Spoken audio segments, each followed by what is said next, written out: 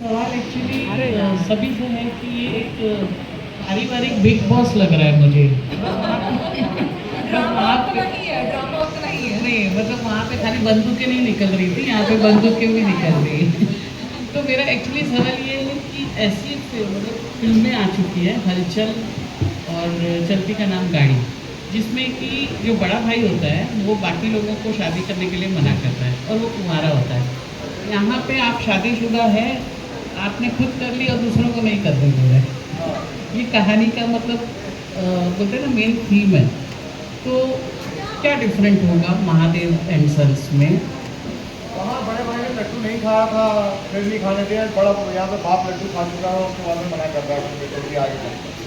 मतलब एक्सपीरियंसेस के ऊपर है कि भाई ये एक्सपीरियंस होता है। ऑल अबाउट जो ट्रेडिशंस होते हैं एक लव मैरिज के, जो ट्रेडिशन ब्रेक होते हैं, जो रूल्स एंड रेगुलेशन ब्रेक होते हैं, वो एक इंसान को उससे सीख लेता है, उस चीज़ से वो अपना जीवन फॉर्म करता है। तो महादेव ने इस चीज़ से, जिससे लव मैरिज से उसको ये सब चीज़ें लगी कि यार एक रिश्ता बनाने के लिए अगर इतने सारे रिश्तों को आपको तोड़ना पड़ता है, इतने सारे रिश्तों को आपको गंवाना पड़ता है, तो वो क्या एक लव मैरिज के लिए गंवारा है?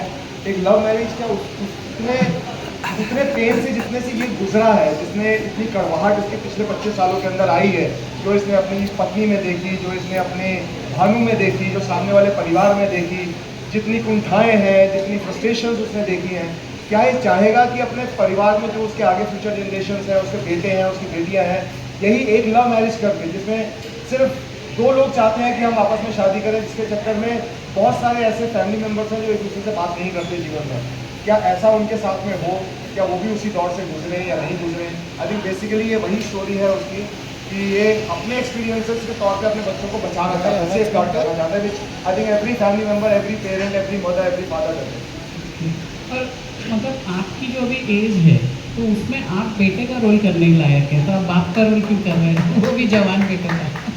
और मुझे बेटे ही समझो, मैं समझो मैं छोटा भाई हूँ। He saw it coming. धीरज पापा है मेरे।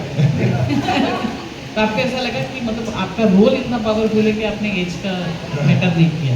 नहीं, मुझे लगता है एज एन एक्टर आपको हमेशा चीज़ें एक्सप्लोर करनी चाहिए, और मैं काफ़ी चीज़ों से देखता आया हूँ। तो मतलब एक्सप्लोर करना हमेशा एक एक्टर के लिए, या एज बैरियर ब्रेक करना, अपनी फिजिकल चीज़ों को ब्रेक करना, I think this is always something which an actor should always go for it. The truth is कि शक्ति सर के हमारे से ज़्यादा स्ट्रॉन्ग एप्स हैं एक्चुअली।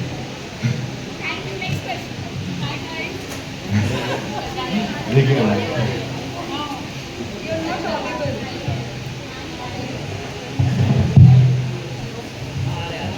गौरव इसके बाद किधर लेना? Hello guys, hi. And firstly congratulations Mahadev and sons के लिए। The show is going to be amazing. So मेरा सवाल मानसी मैम आपसे है। You have always been connected to camera anyhow and we love your performance whichever you have done. तो इस show को choose करने के पीछे का रीज़न क्या था? लाइक स्क्रिप्ट थी, रोल था आपका, what was the reason behind choosing this film, this show? Mister Saurabh Tiwari and ये प्राइम था, बिकॉज मैं हमेशा मानती हूँ कि सौरभ जी का कहानी बताने का तरीका जो है वो टेलीविजन का कॉन्टेंट होते हुए भी काफ़ी सिनेमैटिक होता है, और औरतों को काफ़ी पावरफुल कैरेक्टर में हमेशा दिखाते हैं उनके सारे शोज़ में। You have always had their own story. I think कहीं ना कहीं वो सबसे पहला था कि मैं ये कदम महादेव एंड सन्स की तरफ बढ़ी।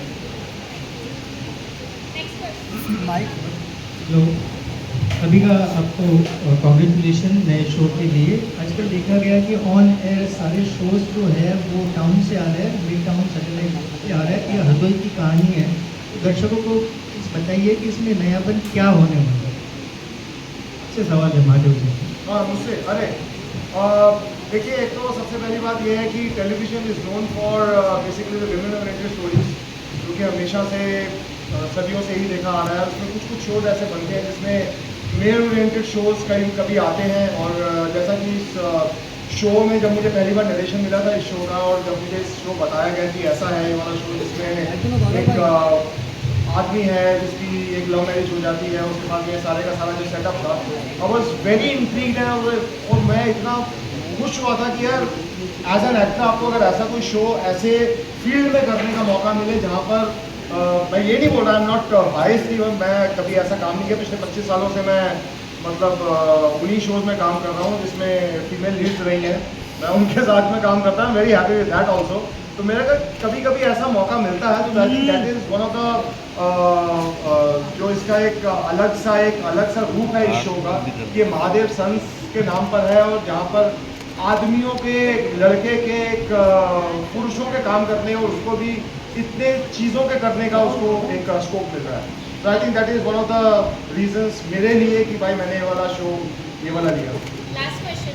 महादेव सर, आपसे सवाल रहने वाला है मेरा कि आपका नाम जो इसमें महादेव दिखाया गया हाँ जी। है, जब शुरू में जब इस शो का नाम सुना तो कहीं ना कहीं लगा कि इसमें माइथोलॉजिकल है, बट इसके बाद पता चला कि माइथोलॉजिकल भाई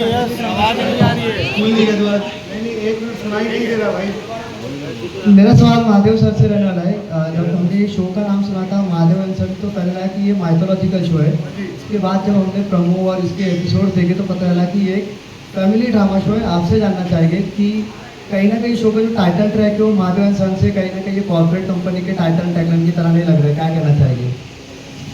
मैं जवाब दूँ? बिल्कुल।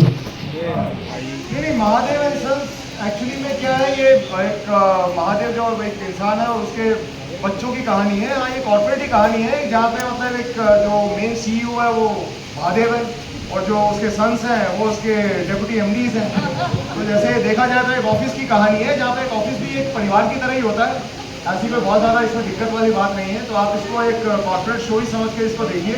और आपको ऐसे आपने MBA वगैरह किया हुआ है, कुछ ऐसा किया हुआ है, आपको इस तरह की दिलचस्पी है, तो मेरे ख्याल से ऐसा शो जो आपको कॉर्पोरेट टाइप लगता है, that will give you the same thrills जैसा एक ऑफिस के अंदर होता है। तो जहाँ पर एक जो CEO है वो अपने एक्सपीरियंसेस से अपने दूसरे जितने भी उसके सबॉर्डिनेट्स हैं, जितने भी उसके दूसरे कलीग्स हैं, उनको चीज़ें ना करने या करने के लिए उनको हौसला अफजाई करता है, उनको आगे बढ़ाता है। I think that is. और Mahadev and sons as such, अगर सिर्फ इसका नाम महादेव होता तो हाँ ज़रूर इसको ऐसा लगता है कि माइथोलॉजिकल शो है, लेकिन जहाँ पे एंड सन्स आ जाता है या तो मेरे ख्याल से वहाँ पर ये थोड़ा आज की डेट का रिसेंट टाइम्स का एक जिसको बोलते हैं कि वो वैसा वाला शो बन जाता है। Thank you. मेरा सवाल नया मैम, एक्चुअली मुझे एक चीज़ पूछना है कि महादेव जी तरक्की कर लेते हैं, अनाज से वो अमीर हो गई, अच्छी फैमिली हो गई, बट लास्ट में क्या कि रिश्ते ठीक नहीं होते लाइफ में। तो उसमें आपने मतलब कभी इनको ऐसे थोड़ा अप्रोच नहीं किया, दोनों फैमिली को नज़दीक लाया जाए? क्योंकि आप ही मेन रीज़न हो कि जिस तरह से रिलेशन खराब हो गई। शो में भी ऐसी सिचुएशन है मेरी, एक तरफ मेरा मायका, एक तरफ ससुराल है, लेकिन हाँ ये कोशिश तो करती है बीच में एक सुलह करने की, लेकिन जिस तरीके की नफरत और जिस तरीके का दर्द भानु ने हमारे सामने जाहिर किया है, उससे समझ में तो आता है कि देयर इज़ नो चांस, कि मतलब कोई चांस नहीं है कि भानु की नफरत प्यार में बदल जाए। लेकिन वो अभी आप अगर शो देखोगे तो वो ये भी बोलती है भानु को कि ठीक है चलो यार, बहन की तरह नहीं है, पड़ोसी की तरह रहते हो हमारे साथ, इसलिए हम ऑफ कैम हाथ पकड़ के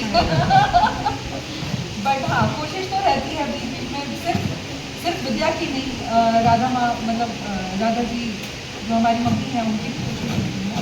लेकिन कभी कभी क्या होता है ना, कुछ रिश्ते जब बहुत बहुत बहुत प्यार, जब प्रेम जब अति में हो जाता है ना, तो उसको जहर बनने में टाइम नहीं लगता। तो ये वो वाला आपने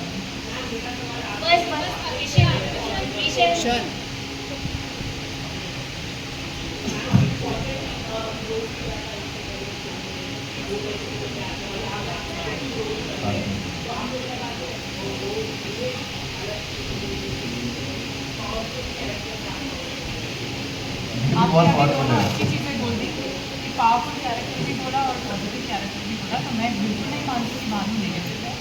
बस बहन से इतना प्यार करते हैं, जैसा कि मैंने कहा कभी कभी प्यार जब ज़्यादा हो जाता है तो वो जहर बन जाता है, बस वही हो गया है। एंड टेलीविज़न में हूँ, काफ़ी टाइम से हूँ और अच्छा लगता है कि मुझे पॉजिटिव और थोड़े ग्रेट फेस सारे किरदार करने का मौका मिलता है और स्टीरियोटाइप नहीं हुई हूँ अभी तक। तो आई एम श्योर इसके बाद भी अलग अलग किरदार करने का मौका मिलेगा। काफ़ी इंटरेस्टिंग सवाल था आपका, तो thank you so much for it. क्या है